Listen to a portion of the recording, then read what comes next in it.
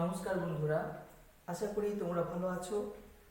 আজকে আমরা জানবো যারা বিগিনার তাদের জন্য এই ক্লাসটা একদম যারা বিগিনার, যে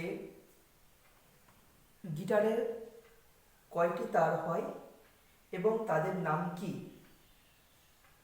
দেখো, সাধারণত গিটারের 6টি তার হয়, ঠিক আছে। সাধারণত গিটারে কয়টি তার হয়?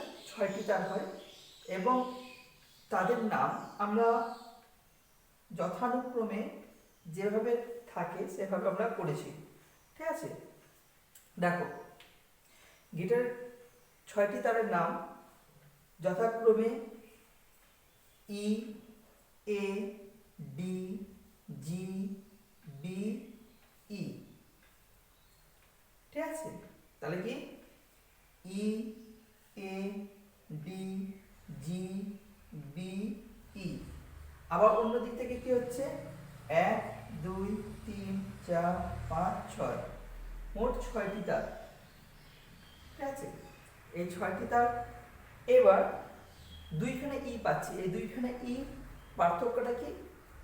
দুইখানে ই এর মধ্যে পার্থক্য হচ্ছে যে এই ই আর এই ই, অর্থাৎ 1 নম্বর স্ট্রিং যেটা বাজছে সেটাও ই এবং 6 স্ট্রিং যেটা বাজছে বা 6 স্ট্রিং যেটা বাজছে সেটাও ই। এদের মধ্যে পার্থক্য বা ডিফারেন্স হচ্ছে এদের মধ্যে যে সাউন্ড, এদের মধ্যে যে আওয়াজ, একটা হচ্ছে তীক্ষ্ণ অর্থাৎ পাতলা এবং একটা হচ্ছে গম্ভীর অর্থাৎ বেস, এটারই পার্থক্য, তাছাড়া অন্য কোনো পার্থক্য নেই। এটাই হচ্ছে আমাদের গিটারের 6টি তার এবং তাদের নামগুলি আমরা আজকে জানলাম। এছাড়াও গিটারে আমরা 4 স্ট্রিং গিটারও দেখি, সেটা বেস গিটারের ক্ষেত্রে হয়।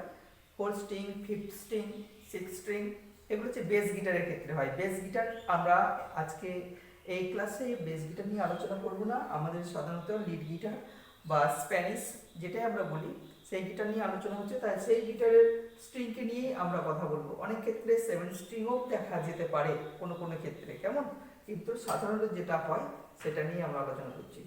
চলো, এই ক্লাস থেকে যদি কিছু শেখার হয়ে থাকে বা শিখে থাকো বা জেনে থাকো তাহলে লাইক, সাবস্ক্রাইব এবং কমেন্ট করে আমাকে জানিও।